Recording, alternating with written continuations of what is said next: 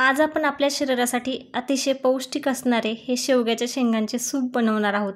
आणि या शेवग्याच्या शेंगामध्ये भरपूर सारे कॅल्शियम असते आणि ते आपल्या शरीरासाठी तर खूप फायदेशीर आहे।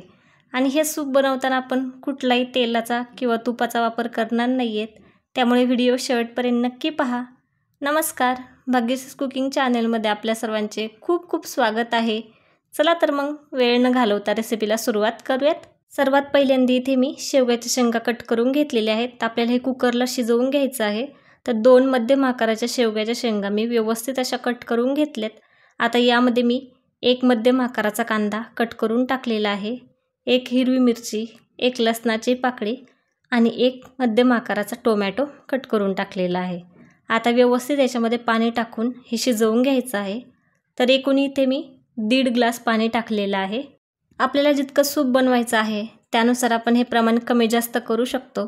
तर इथे मी कुकरला व्यवस्थित असं झाकण लावून घेतलेलं आहे आणि आपल्याला ही प्रोसेस पूर्ण मंद आचेवरती करायची आहे। तर इथे मी गॅस मंद आचेवरती केलेला आहे।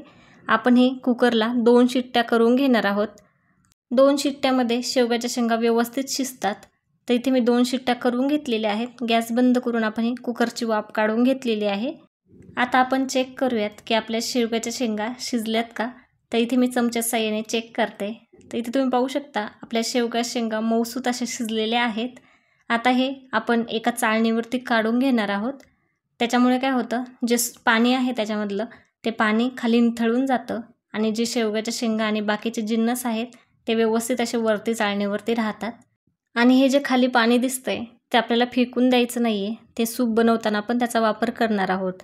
तर इथे मी हे व्यवस्थित असं मिक्सरमध्ये मिश्रण टाकून घेते। हे थंड झाल्यानंतर फिरवून घ्यायचं आहे आणि ही व्यवस्थित अशी प्युरी व्हावी म्हणजेच पेस्ट व्हावी यासाठी इथे मी थोडासा पाण्याचा वापर करते। तर जे आपण शिजवताना पाणी वापरलं होतं तेच पाणी इथे मी थोडंसं वापरलेलं आहे। आता जितकी बारीक होईल तितकी आपल्याला पेस्ट करून घ्यायची आहे। इथे पाहू शकता मस्त अशी पेस्ट ही बारीक बनलेली आहे। आता आपण हे त्याच चाळणीवरती काढून घेतोय। तर आपल्याला हे चमच्याच्या साहाय्याने व्यवस्थित असं हे फिरवून घ्यायचं आहे। त्याच्यामुळे त्याच्यामध्ये जितकं सूप आहे तितकं व्यवस्थित असं हे खाली पडून जाईल आणि फक्त चोथा हा वरती शिल्लक राहील। तर इथे तुम्ही पाहू शकता मस्त असं हे सर्व आपलं खाली आपलं जे पाणी होतं त्याच्यामध्ये व्यवस्थित असं पडलेलं आहे। इथे फक्त चोथा शिल्लक आहे।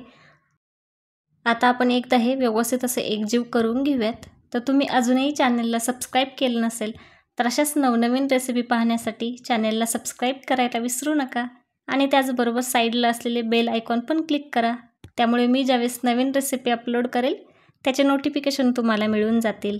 आणि हे सूप थोडंसं चटपटीत होण्यासाठी मी यामध्ये पाव चमचा चिली फ्लेक्स आणि पाव चमचा ऑर्गॅनो टाकलेला आहे। हे ऑप्शनल आहे, तुम्हाला जर आवडत असेल तर टाकू शकता आणि चवीनुसार मीठ टाकलेलं आहे।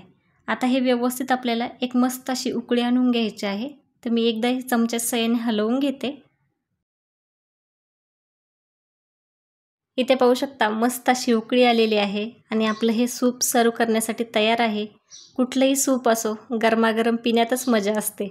तर इथे ही झटपट बनणारी रेसिपी तयार आहे आणि शेवग्याच्या शेंगा बाजारामध्ये सहजरित्या मिळून जातात, त्यामुळे ही रेसिपी एकदा नक्की ट्राय करून पहा।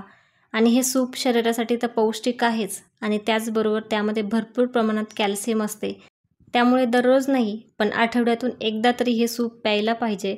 त्यामुळे एकदा नक्की करून पहा आणि रेसिपी कशी वाटली हे कमेंटमध्ये सांगायला विसरू नका। व्हिडिओ आवडला असेल तर व्हिडिओला लाईक करा, शेअर करा आणि अजूनही चॅनलला सबस्क्राईब केलं नसेल तर नक्की सबस्क्राईब करा।